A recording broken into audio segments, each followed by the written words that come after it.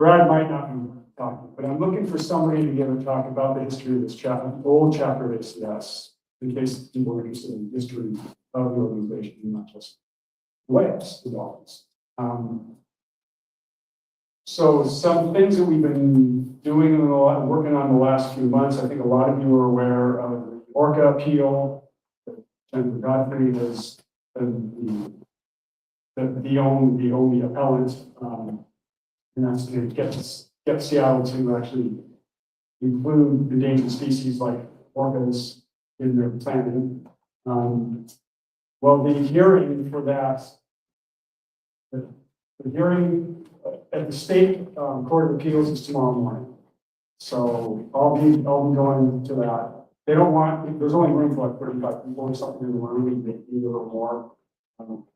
So there's people that are on the amicus brief, they're asking for representatives to go. So I'll be going. Sherry Tarantino from Orca Conservancy will be there. And I don't know, I can't remember, do you guys sign on the amicus brief or not? We're signed on to it, but That's good.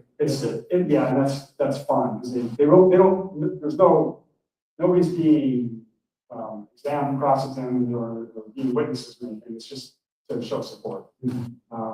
So we'll find out. I don't know how long it takes the judges to rule on these things. It's a judge panel. We'll find out. will they be doing it at that meeting?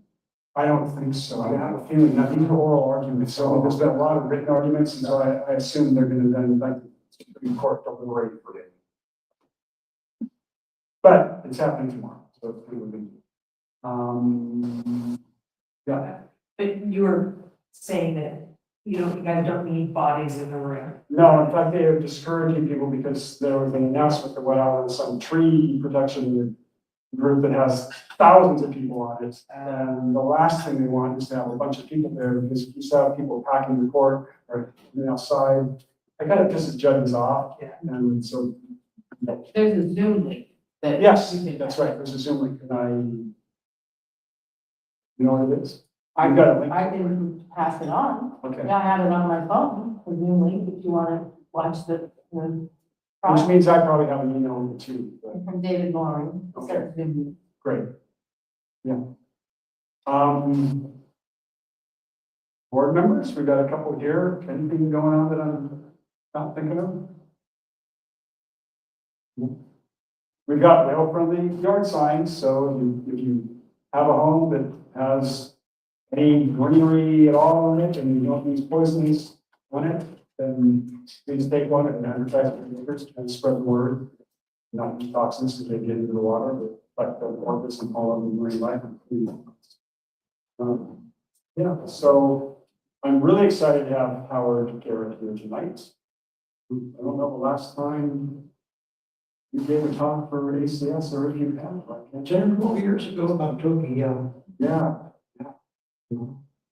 And that's so Howard has been working with us for a long time, at least since 1980 or right after college, right? Sometime with the Center for Whale Research. And I remember Howard originally from the work with Toby, starting in the mid-90s and trying to get Toby home. I don't know how long that took to eventually not happen, but it was a lot of work by a lot of people. And then in 2001, when did you form the Orca? 2001 with Susan, right? From the Orca Network.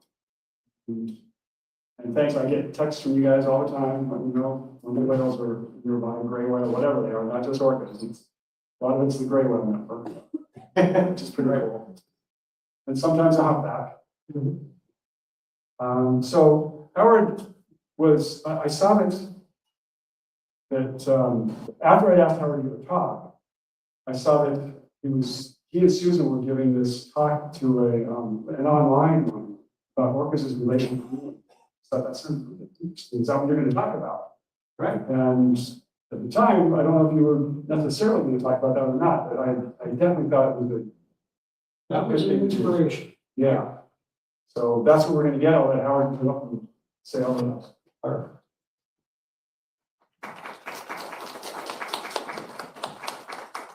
Thank you, Joe.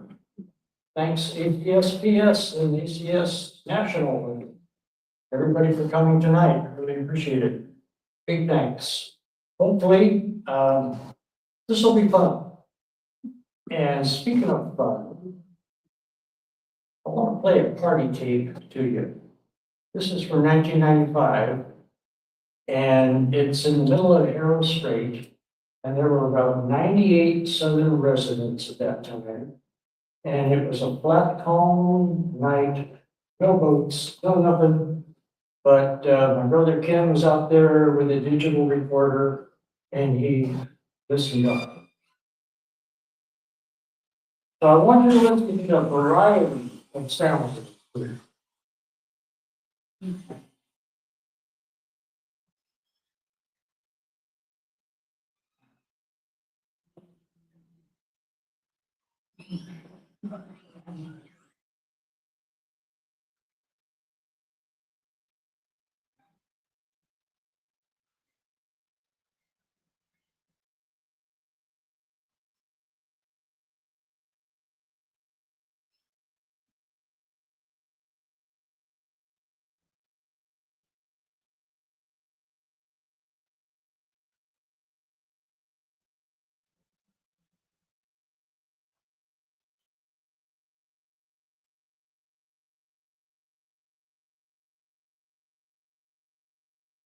Some are familiar and some are not. This has all the stereotype calls and a lot of aberrant calls, because they were having a party. This was a big reunion, super proud, whatever you want to call it. They were having a good time. You can hear splashes, breaches, tail knobs, all kinds of things in here. So that's part of why I was so fascinated, like a lot of other people, with orcas from way back. In my case, for 45 years. And I had a lot of questions. Like, for instance, what is belonging like for orcas? Oh, yeah, okay. Because that intrigued me. Once we learned about offspring fidelity to their mothers, their natural lines for life, and lifespans like ours, it really intrigued me. And I wondered, what is that like to be completely loyal and totally with your family your entire life? And are orcas persons? What can we say about that? Well, it's a done deal for me. They're persons. But, there's a lot to develop about that whole idea. And what do they know? What do they remember? What are they even able to tell each other? And do they have language? Language is a kind of a taboo word when you're talking about any other species but our own. And yet, if you add up all the factors, if you add up every bit of evidence, it sure looks like it, and I'll be trying to go over some of that. And do they have emotions? Of course they have emotions. They don't have expressions. They can't smile, but they sure seem to have a lot of emotions, and it'd be good to look at that. And how can we relate to orcas beyond just observing, either for science or just from ashore? Just get a text from Orca Network and run down to Point Robinson and check them out when they come by. What is our feeling? What is our relationship to them? Are they just objects out there? Are they just animals like squirrels? Or, how can we really relate to them? And if they could speak, if they could relate to us, if they could tell us things, what would they want to tell us? That's kind of intriguing. And how much is the issues that we're trying to deal with, salmon restoration, every other kind of degradation of the planetary environment, could that be helped if we had a closer relationship with orcas? Or horses, or cats and dogs, but could we really feel an affinity on a kind of a mutually respectful person-to-person basis with orcas that would lead us into wanting to protect their habitat and therefore our planet. So I've got to tell you where I'm coming from. My perspective is different. I wish it wasn't, but it is. Can I ask, has anyone here taken a course in sociology? That's great. Just a course, or was there a major involved or any continual interest? That's unusual. Well, social work. Social work? So Okay. really, you know, I Right, agree. right. I agree. Well, Sociology point. in 1963, freshman in college, I took a course, elective in sociology. I aced it. And I decided that's going to be my major. I can pass. I won't flunk out of college. That was my main goal, was not to flunk out. And I seemed to be able to answer those questions. So I chose sociology as my major. And that was 63. So in 1980, I got a degree. I took a sabbatical. And I was a nerdy, alienated, book nerd. And so I decided I'm going to really dig into this because it was fascinating.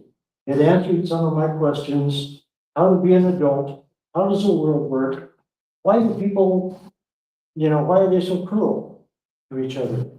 I mean, I really wanted to answer those questions.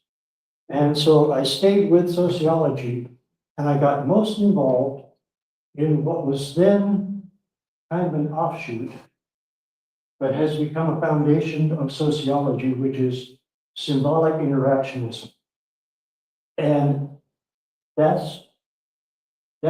was just totally into it, fascinated.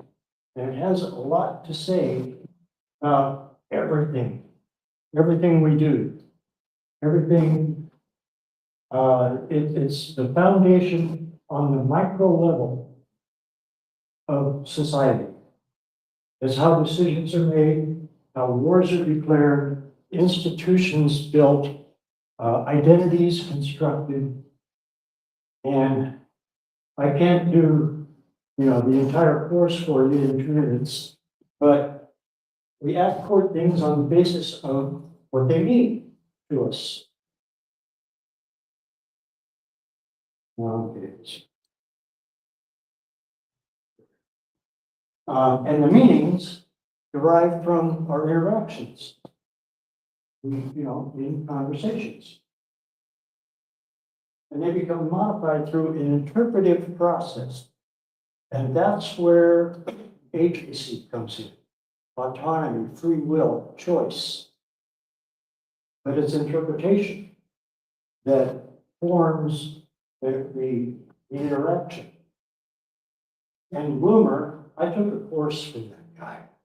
It was awful. He's as mean as he looks.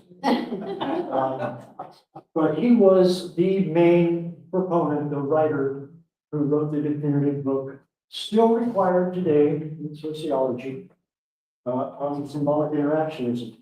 Contrasted the process with the behaviorist approach, which does not allow for the interpretation in the course of the interactions. And so, this is all about humans. There's no sociologist that would say any of this would ever apply to any non-human. And this is a very popular book. It's still required reading in every social class. Very well known. And it is the ability to understand the perspective of others is theory of mind that is necessary to have an interaction. And in the textbooks, according to Bloomer, symbolic interaction is possible for humans because We have really big, highly developed brains, okay? We rely heavily on society. We have to interact all the time, no matter what. Humans are relational beings too, by the way, of course. Should go without saying. And we're able to make many subtle and sophisticated sounds. Remember that party tape? Lots of it. So in the summer of 1981, I had just gotten my degree, didn't have a job yet, looking for social work. And my brother Ken Balcom, you probably heard of him, he was working in the Atlantic, and he was coming back to Friday Harbor, stopped off in Denver.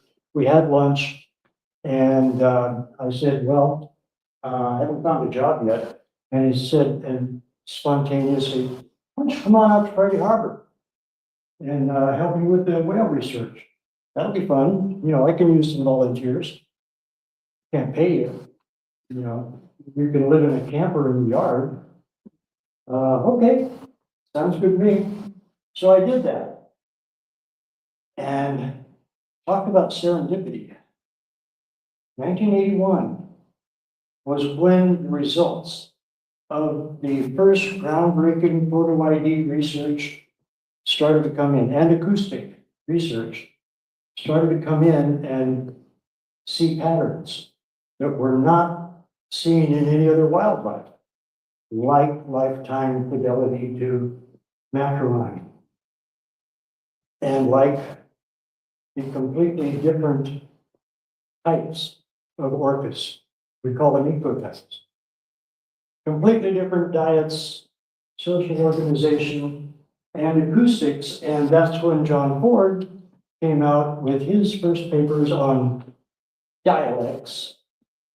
That was the buzzword, that's what he got known for, dialects within pods, within communities. But sort of hidden in that was that different communities have completely different vocabularies, completely different repertoires of calls, except maybe the S10 laughter call that seems to be universal. But otherwise, is that not language? I mean, that's what blew me away. I had obsessed for like 17 years on symbolic interaction, having only to do with humans. And I come out and I start looking at these orcas, and we traveled, you know, to do the photo ID. You got to be with them. So I'm seeing what they're doing, and it's intriguing. And then the science comes in and tells me that they've got a very sophisticated culture. They have traditions. They have ways about them. They have an organization. They've constructed a reality, a social reality. Blew me away. Holy moly, they are doing symbolic interaction. We're crying out loud. But nobody's going to believe me. I was sure of that. So I kept it down. I didn't tell anybody because nobody would even know what I was talking about. And then 20 years later, finally there comes a paper called Culture in Whales and Dolphins. And it's great. It says,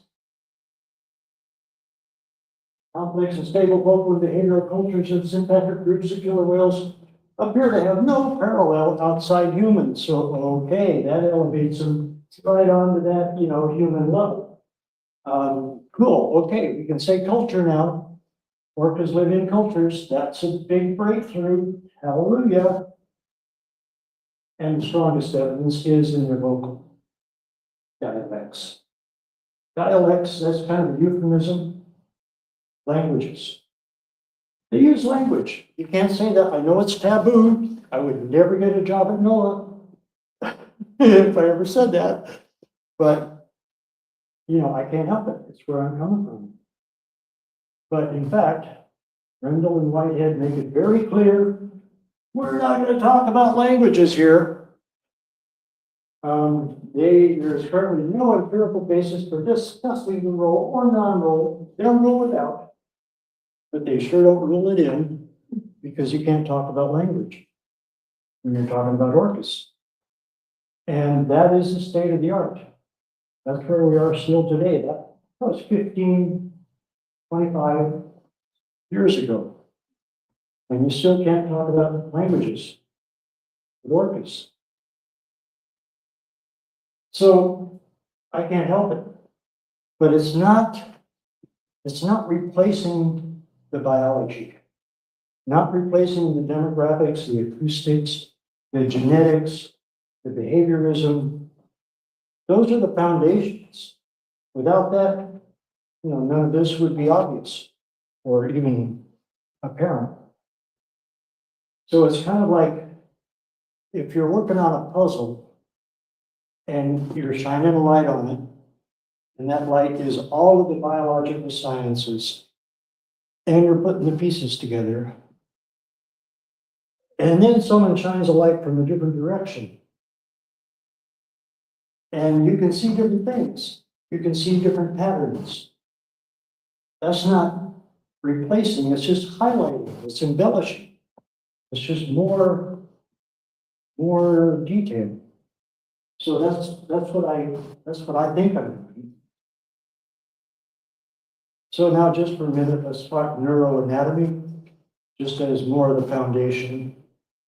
According to that paper, Wright et al., 2016, well, what it says is the brains of Orcinus orca are the largest of all taxa. Well, maybe on par with sperm whales. But anyway, they're huge, 5 times the size of ours, and gyrating all over the place. And then there's this, the paralimbic lobe that odontocetes have that we don't have. And they're big in orcas, and so we don't really know what they are, but the speculation is they have to do with thoughts, judgment, empathy, awareness, memory, emotions, language. Those are kind of guesses, but there's some kind of communicative capacity that's enhanced by this paralimbic lobe. So they've got the equipment beyond anything we know. And so maybe we could get to know them better, but they're busy. They've got a life, they've got lives. They've got their social lives. They're always attentive to their families, their pods, what they're doing. So I'm sure they notice when we're looking at them one way or another, but they don't really have time for us. So we can't really strike up a relationship. But there are those cases where there are solitary sociables. And that's when, because we're the next best thing, I guess, they'll relate to humans. This was in the late 70s, early 80s at SeaWorld San Diego, when they weren't using their newly captured whales. They put them in a little pond where everybody could come by and play with them. And so some people did, and this guy was an astrophysicist. So he was fascinated, and he built up relationships. He went back, day after day for a couple of years and got to know these whales really well. And they did tests with him. They would gently grip his hand and pull him a little bit. And when it got uncomfortable, when he was about to get dragged in, he would, let them know, back off. They would adjust, they would adapt, they would interact with his signals. So he and 3 other people who did this have especially him, a guy named Robert Anderson, has made it his life. Website is kintocetaceans.org. And it's got a lot of stories. It tells what he believes and what he learned. He was obviously blown away by how much they read his mind, how much they understood him. And then there's Luna, L98, Tuxit. He just wanted to make friends. I came here when Mike Parkett talked right here in this room 5 days after Luna died. And he had been out there up until the day before he died, or a day or two before. And he knew that he had to leave for a family emergency for several days. And he didn't want to. And it was against the law. The Canadian DFO outlawed anybody making even eye contact with Luna. So he went out there in a little boat and sang to him and had this beautiful moment. But Luna wanted that. That's what he did. There he is presenting himself to Adler, who is presenting himself to Luna. And that's what they want to do. They seem to want to relate. They want to interact. It could be just, very playful, they'll squirt you, they'll, if you ask them to do something, you might do it. You might do something completely different just to mess with your head. They'll relate. They'll build that trust and that fun, that interaction. And there he is entertaining the doctoral people. From what I understand, their best binocular vision is, down and forward. So upside down, he's got the best view of the people up there. So that looks like what he was doing there. But he just wanted to relate to people.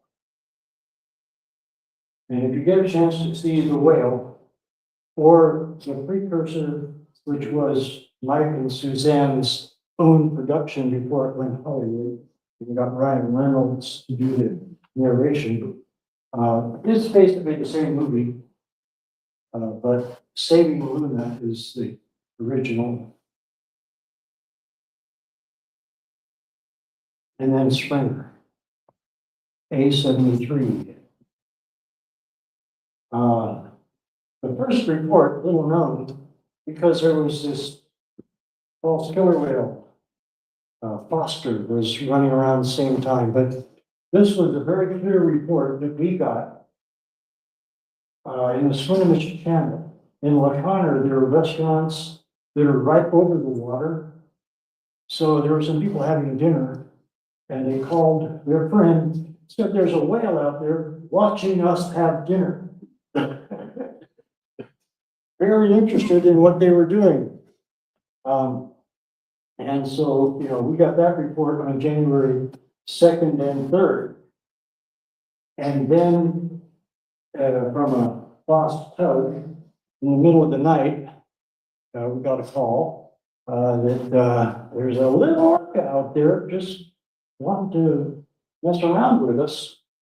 And then on the, it was the 12th, I think, that she showed up on Vashon and harassed everybody in boats or on the ferries or whatever.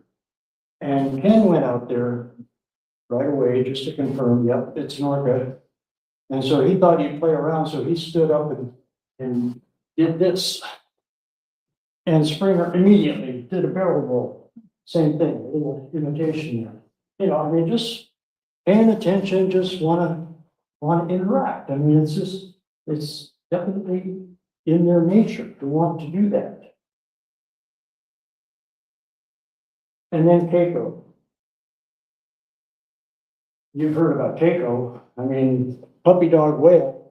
That's sort of the easy way to think about it. But I mean, he was just so intelligent at the same time.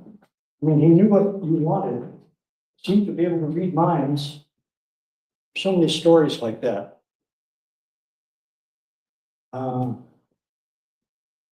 And just wanted to interact, just wanted a relationship. As relational beings, just wanted to relate, you know, just to have fun, do all kinds of things. It's just sort of the way Pico was, especially with kids. And I swear he was attracted to cameras. He seemed to know when there were cameras there, and he would go right to them and play around. I don't know, that's just a guess. But he sure liked kids, and they sure liked him. Just wanting to relate all the time. And then Toki. You know, when we started the campaign, I had seen her from the stands, but I didn't know anything about her. And it was a worthy campaign. It needed to be done, and she was an Alpine whale after all.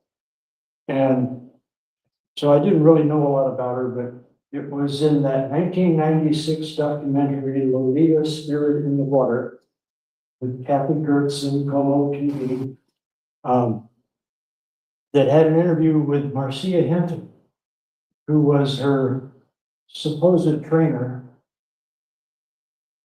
I would say companion, best friend, because for 8 years, she was able to come in, and sure, she went through the routines, and Toki messed with her head too, you know, and would play and refuse to do a certain thing or do it a little different just to play with her. But Marcia got the feeling that she could understand her moods, and somehow give her comfort. I mean, it was a deep, deep relationship with Marcia. Marcia's, of course, changed and forever devoted to Toki ever since. She affected people. And of course, she was so gentle. She never hurt anybody, never even gestured. Well, okay, I'll take it back. I did see a little video where she kind of snapped at somebody, you know, I mean, from 5 feet away, but, you know, she might have had her movements. I would. But she just wanted to kind of come close to you and relate one way or another. And that, you know, with every trick she's got, you know, splash you, roll over, do all kinds of things, but just to keep your attention, keep the engagement, keep a relationship. That's what's most important, relationship. Even with the mayor of Miami, who came to see her and I think kind of stole her heart.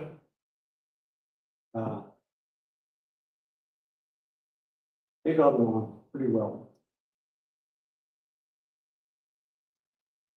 So let's see how we do. Okay, it's good time. Now I want to tell you about a 5-day episode that happened in what we call the Possession Triangle, south of Whitby, between Edmonds and Kingston, that huge foraging area between November 1st and November, 5th of 2024, because it still blows me away. And I'm, you know, open to interpretation. Everybody can kind of guess, but I'm going to try to just relate the facts, just the sequence of events that happened. J-Pod had been foraging in the triangle since October 19th. And then November 1st, Hayes and Else came down to Admiralty, joined with Jays, and they traveled around. They super potted, I guess. You know, they went down by Vashon, they turned around, they played around in the whole triangle. And then November 2nd, in the morning, K's and J's left. And L's stayed. So K's came in with L's and left with J's. So we had elk hunt all over the possession triangle, and they headed up possession sound. And they went to Camino Head. Now, in somewhere in Ted Griffin's books, or an interview somewhere, and I tried to track down the source, but I knew I read it.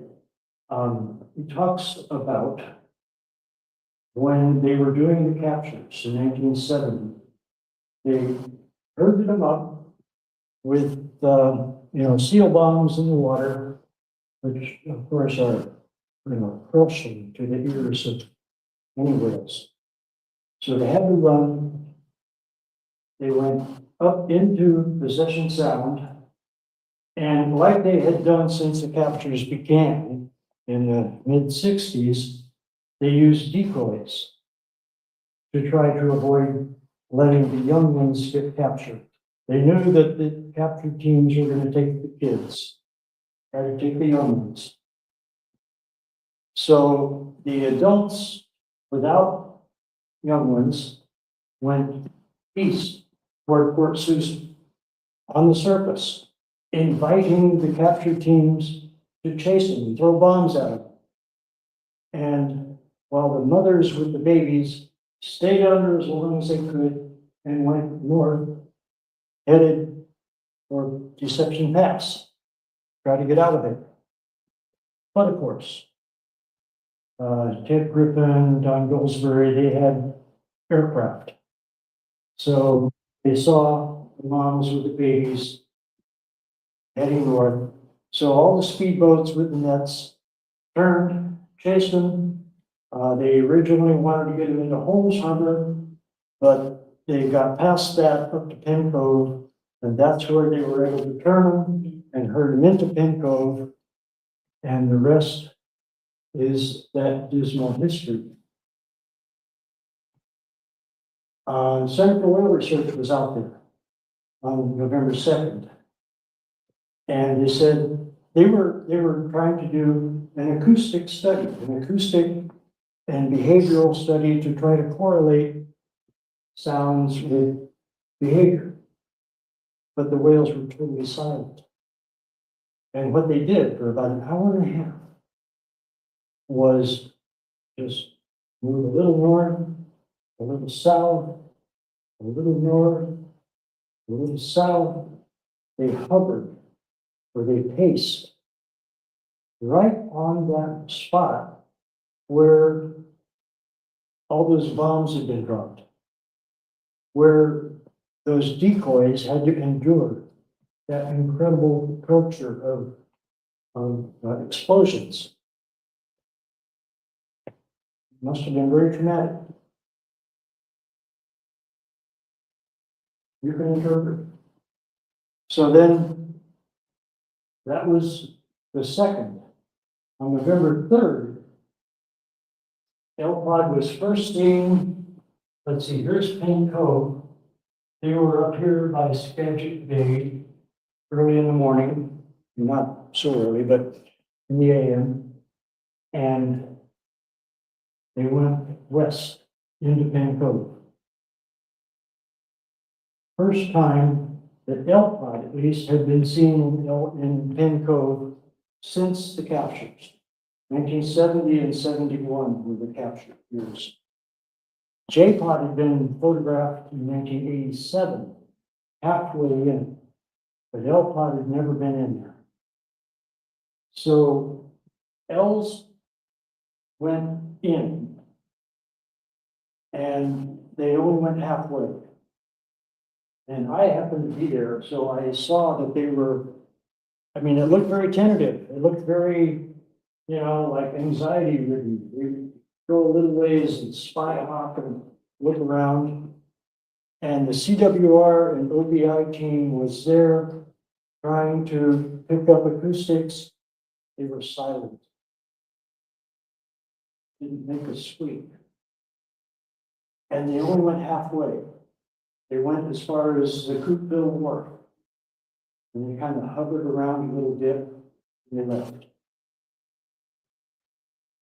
And then the next one,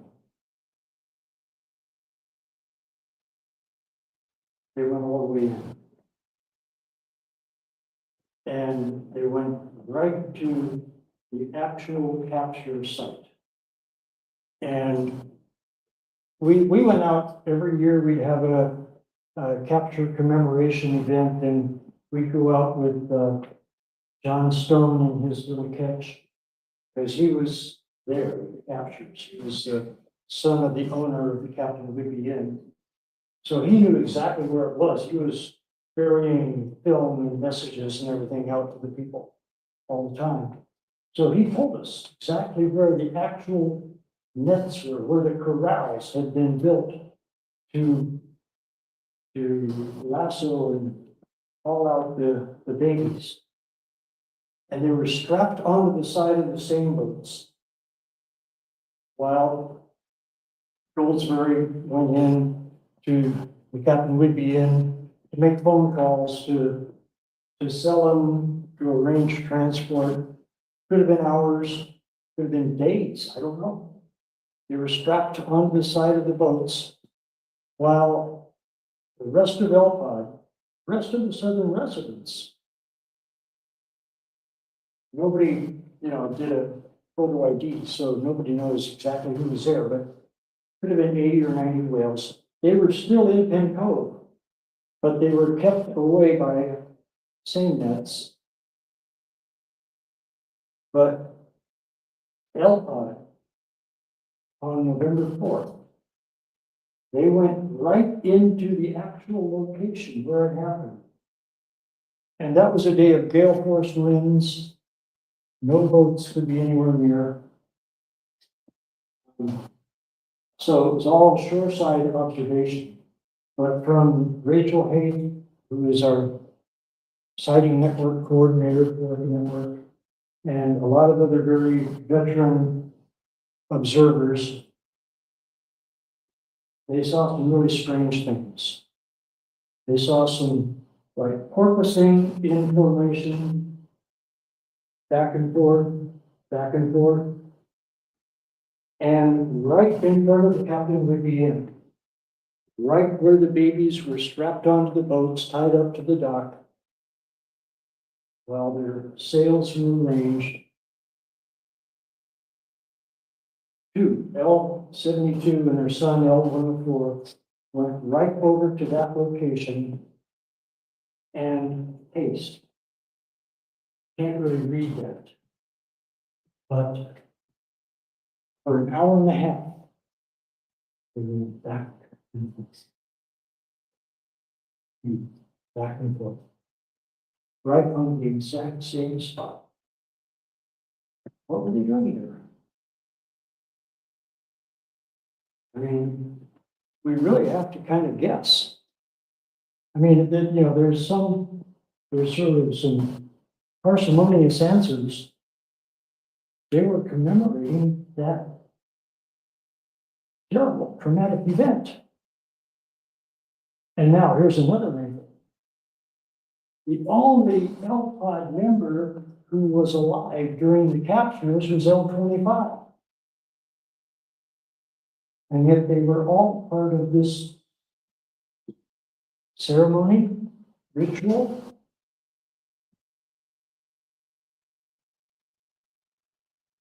Did she tell them? Did she somehow inform them? And did some of them not want to go there? Because that's how they acted. They were very reluctant. They went halfway, tentatively, and then back out on the third, and then finally on the fourth, they went in. And that went on. This was November, not a lot of sunlight, and gale force winds. But it went on from about 3 p.m. until it got dark, and they were still there. And nobody could hear them, see them, no idea if they were still there hours later, don't know. But they did some very strange behavior there.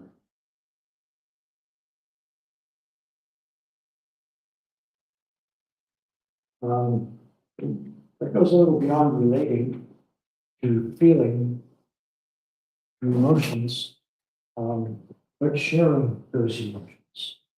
And even sharing the history.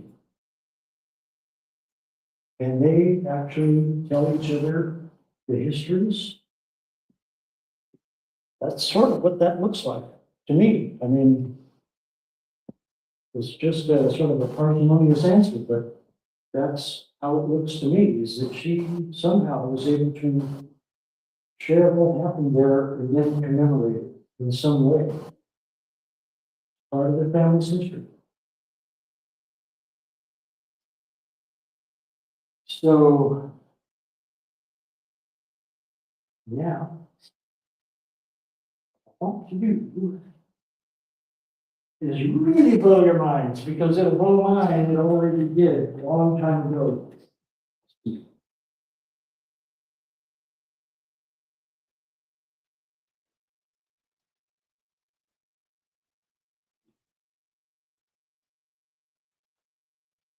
This I cannot even begin to explain, but there's facts. There's facts on the ground. We've got to acknowledge. I can't just sweep this under the rug and it didn't happen. This was the day before Toby died in Miami, August 18th. This was August 17th in the afternoon. Toby obviously in her last hours in Miami. L5 had been out on Swifter Bank. They'd been 100 miles away for weeks, really almost years, except for exceptions. But this afternoon, they came in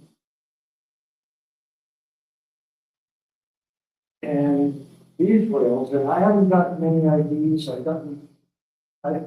I guessed at least two J-pop whales, which I expected L-pop, but I don't know if anybody has gotten any good IDs from this.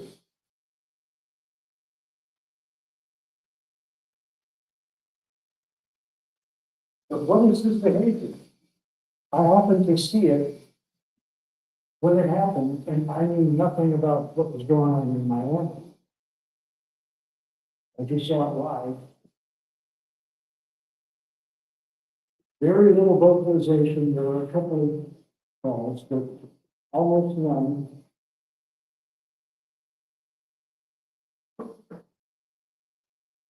That isn't normal. That's not a superpod, pedal puddle group growth. It's not really tactile. It's just each one of them doing some strange behavior.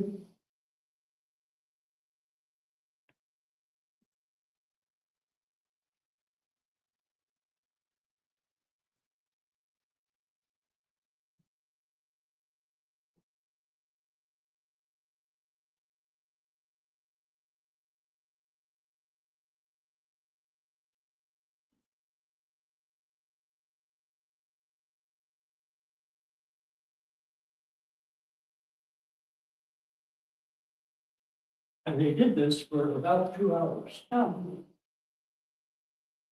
And they stayed under the live film webcam. Whether they knew that or not, I don't know. I would say that's a very special place for southern residents.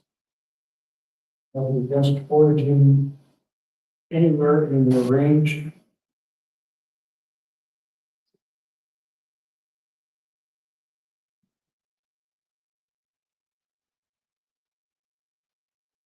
So let's just watch that. And say, if you have any questions, let me know, and we can just have a little Q&A discussion here.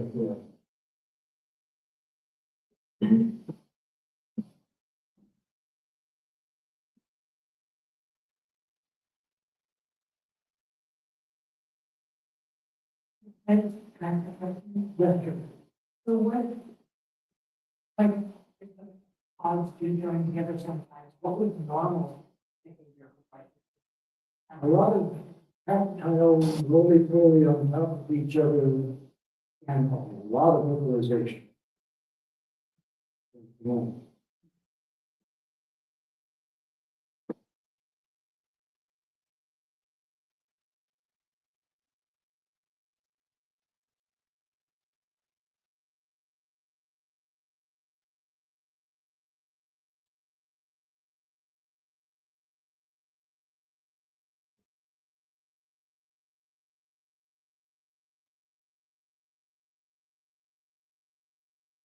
It's kind of, stated there, not real kind of visual. But they're just doing important things. Not gonna pay for you, yeah. Okay, they do that. You would get that, Jim. You know, it's interesting, I've been always really reluctant to use the word motivation. Of course. Well, and, but not because I don't want to, but because it's but that I'm not committed to me, I'm not going to.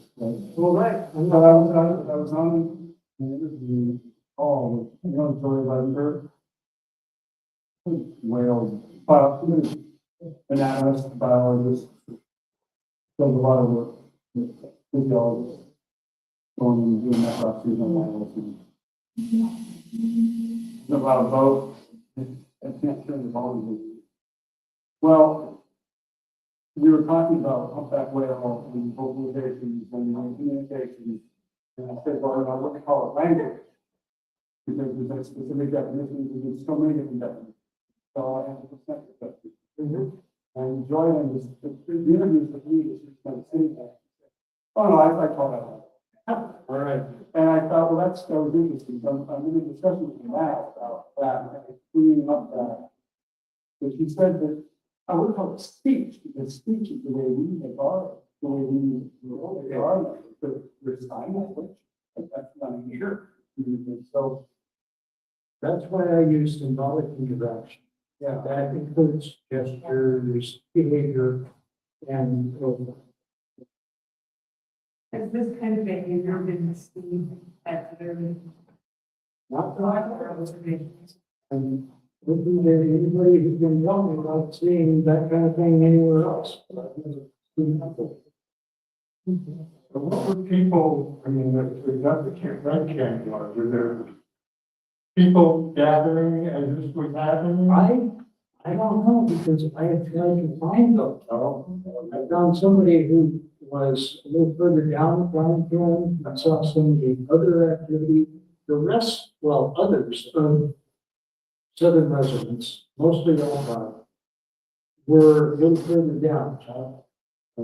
By the land bank and Dead Man's Cove and a little bit south of Landfill. And they were more or less foraging, they were socializing, but this group was doing this really strange behavior, staying in one place. And that's already an aberration. Can we figure out who these whales were by the process of elimination? I wish. You know, I I have, would love to do that. I haven't found anybody who had IDs of almost any of them that day. I mean, the center was out there and we got a lot of IDs. Yeah. But not right there. They weren't around them. They were.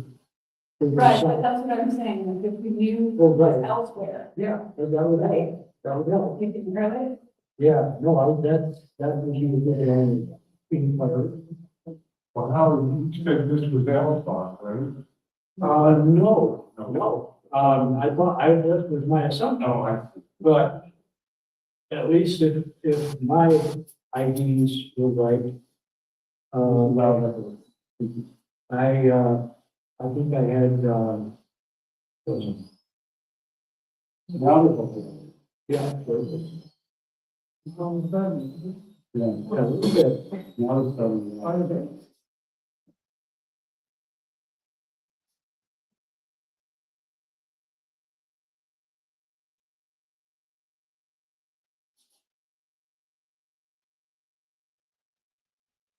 Yeah.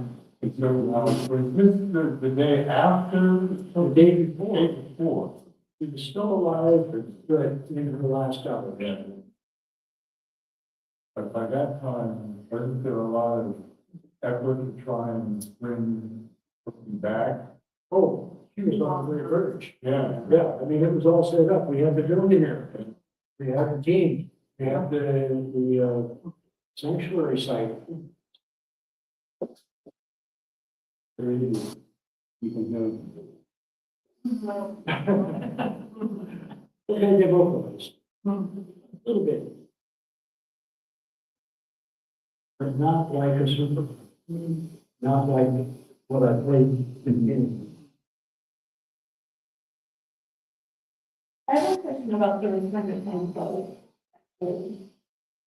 You were saying that L25 was the only whale that had been live at the time in L5.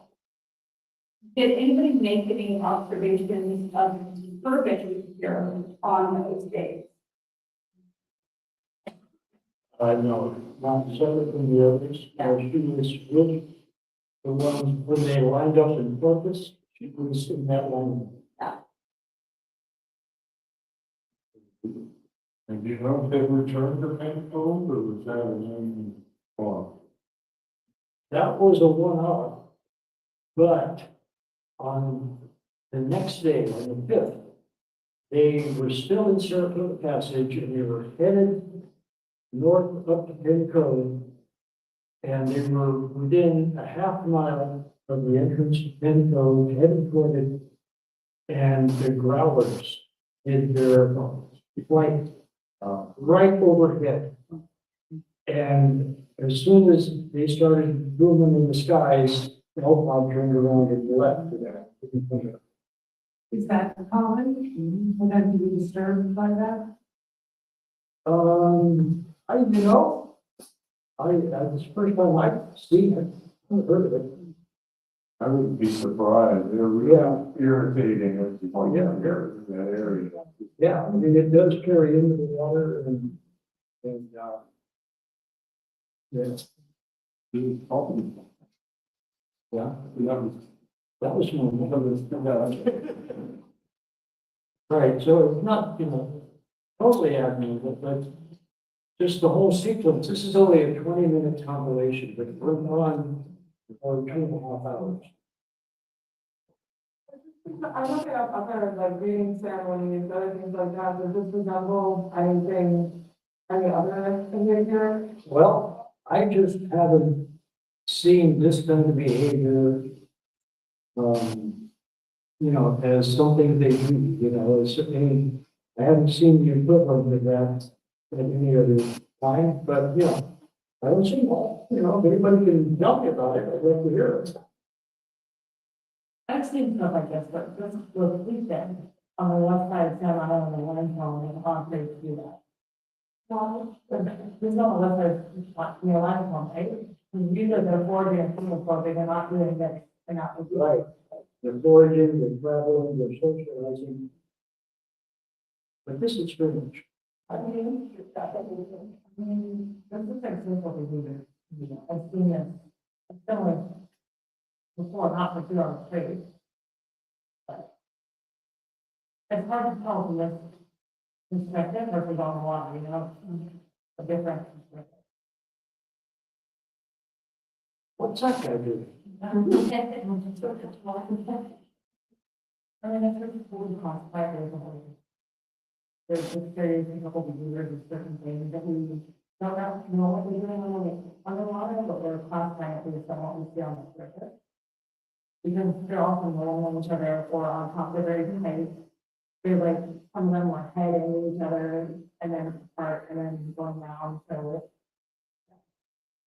Unless it looks, it looks so much.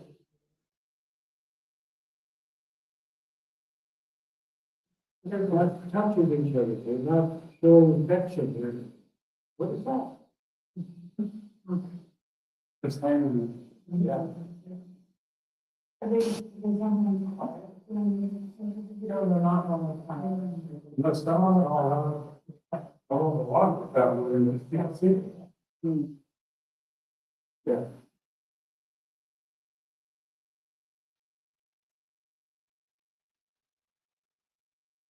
Looks like they're doing this starting, okay, they all. They're not necessarily. Yeah, I'm not necessarily. That's his own contact. I'm listening to the doors up there, pushing them out. Yeah, Steve. One section I was where all the guys were always.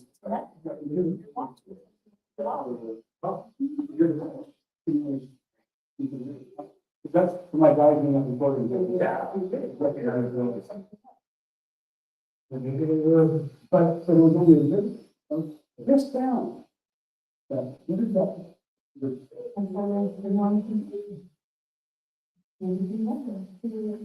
I only heard that during one of the orders. When I was in closing, when they were looking at it. And there's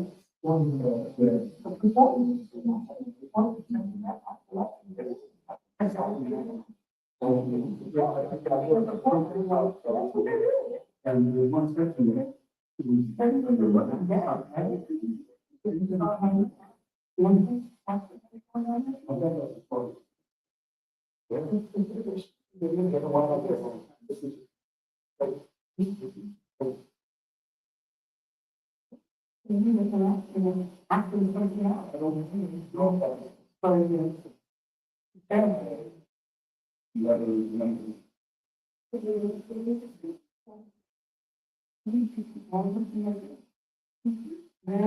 Almost changing the focus in the non-inclusion of the American.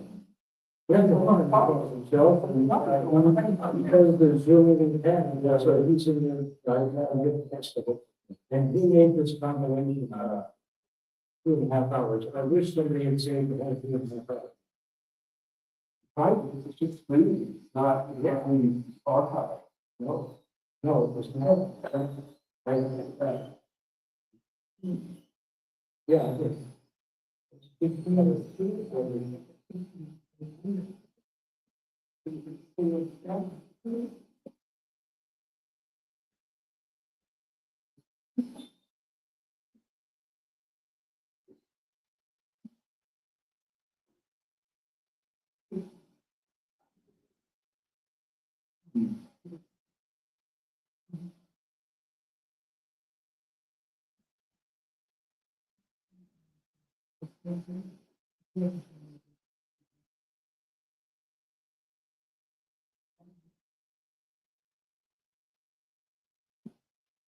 I'm not gonna say that if anything to do with appropriate in the last hours in Miami. But the synchronicity is pretty tough.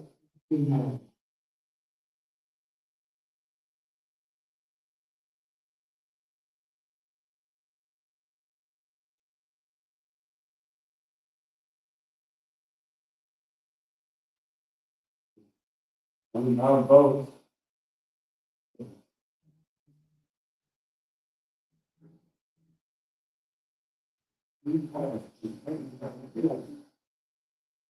Not necessarily close, but, you know, there's other rails that have them out of our, so, we might be here again. So how did this end tonight? They gradually, all of them, no, yeah. Up the west side of town. People don't want to push back about your views, that this is, you know, that they are regional things, they have forms of language. No, I mean, let's get along, stairs. Even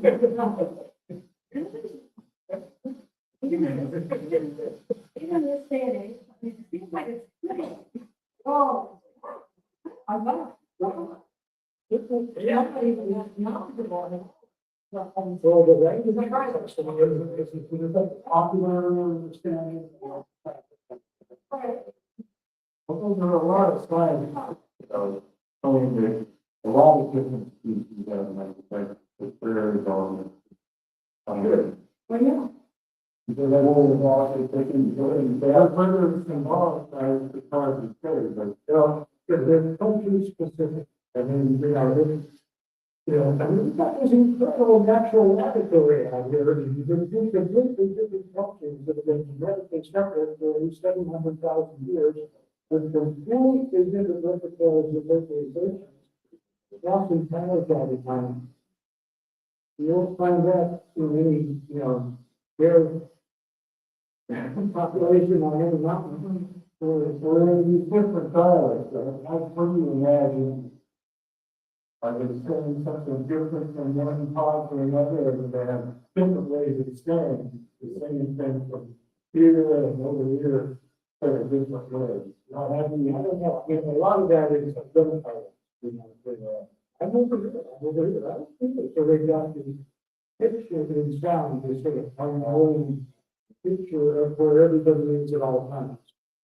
So they're identifying themselves in that, but there's a lot more than that going on.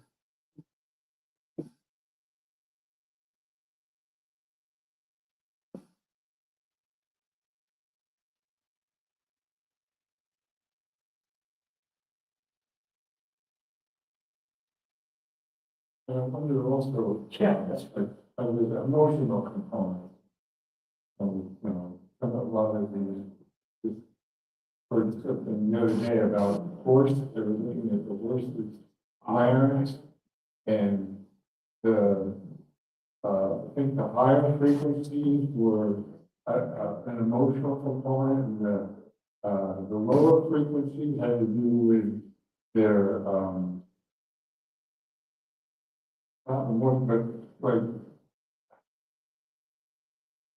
not emotion, okay, it was something, Just information. yeah, about maybe their size, their place in the hierarchy. I found it interesting, and there are better experts in the room than me, but there's a difference between calls and whistles. With Orcas, the calls are more broadcast out long distance. Whistles are higher frequencies and for more close in, or kind of intimate communicating. So they do have variations for different kinds of behavior, at least in some general. I'm sure they've got a lot of fairly complex and sophisticated variations, but at least those we can see, we can hear. And then there's a lot of work going into identifying the firmware, the clicks, Oh, yeah, the code is I mean, that's and there's a great deal of effort going into. a huge effort, and it has identified cultures, and, the capacity is the same. What I wonder about, in my private wonderings, that I'm sharing with everybody in the room, is But all the people with the. oh my God. Is that sperm whales cannot make a wide variety of sophisticated subtle sounds. They make a click. And they can make all kinds of Morse code variations of click combinations, but they can't make the kind of sounds that Orcas make. There was a presentation on the clicks, and they were using AI to analyze that, and they were actually going down the deeper and deeper to resolution, and they actually could see Within a click. within the click. There could be a whole lot of variation. Yeah, I get that. which is mind-boggling. With that, and, Well, that, there could be all sorts of. Well, this is what David Bond, who passed away last year, he gave a talk here for a while ago. But he did a submarine guy, acquisition, but he worked with people that also did radar work. Oh. And how with the spectral, you can send out the same, you can send out a pulse that are uniform. When they come back, then it's not just range, it's, they come back with a different spectrum. And so depending on the shape of who hits it, you can actually get visual information from that same pulse, right? So, but then if you send out a pulse that has different spectrum, you can encode information in what sounds just like noise. You can actually have a lot of information encoded in there. So we can say the radon seats can't alter the spectrum of the I think that's exactly the hypothesis that project study is. Yeah, Totally. right, Yeah. right. How have you found that the actually like the resolution of skeletal was synonymous to our program? I'm sorry. I think one of the papers actually presented that what you're saying, Yeah, that is actually synonymous with syllables, syllables. yeah, I think they were saying that it was with like vowels, like different kinds of vowels. Wow. They were calling them vowels, and then there was a lot of argument, like, you shouldn't use the word vowel because it's not a vowel. Very, but I think what they were trying to convey was that you can put them together, possibly, because these like 5 different types of clicks that look the same, if you look closely, to then have a lot more information. Like we would with vowels. Is somebody studying the sounds that orcas make? As in Yeah. depth? Is that? And you got the money on One of the things that we've done. At all rates, which sounds okay. All the areas, so. There's a very different foraging. And, travel and this travel forage is a little bit of a different aspect of it also. So if the typical foraging behavior would be like chasing or keep diving, because there's this spread travel thing that we're calling travel forage, which is longer dives, but still kind of going in a straight way, and that has like an intermediate sound signature to travel. So like it's somewhere between travel forage and we call it travel forage and surface. Sometimes interestingly, acoustically, because I was doing behavior and Marla was doing acoustics, and she went back without knowing what I heard it and was doing, how many calls, how many clicks, what were these calls like? So basically kind of a blind scoring of the acoustic behavior and then matching it for different activity states. We should get one of those. Yeah. We're allowed to get calls. No, he just didn't want to. For what? We just did focal calls and visual parallel. For the behavior every 2 minutes. Yeah, just a general activity based on previous studies and things like that. But then I also measured swim speed, dive time. It's very interesting. So what my mind was processing made sense with what the other because the activity state is the most, I don't know, less scientific method, but then when you're doing swim speed, the respiration rate, the dive time, you're getting quantitative data. And so those did differentiate as the acoustic. Oh, no. Has anybody here heard it? No. No?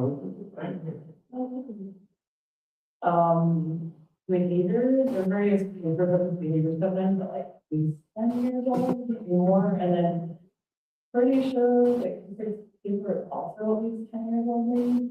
If you're not searching for it, or you're not.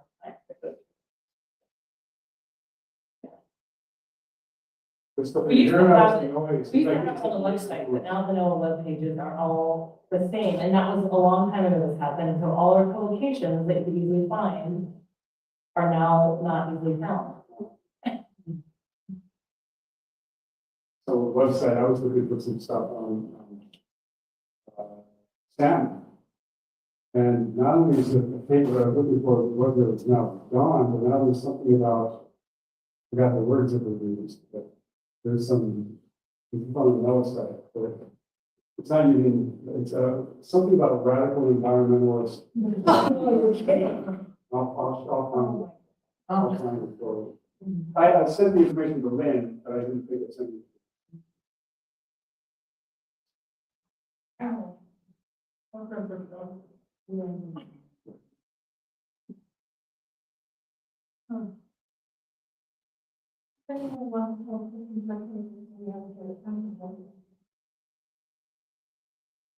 Oh, and we've got to be out here at 9 o'clock, so I guess we should roll in there.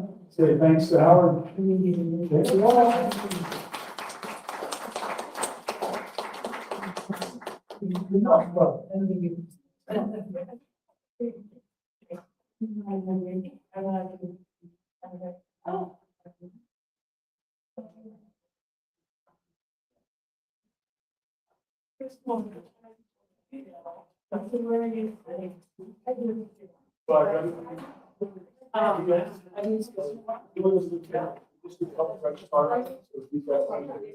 Source for funding.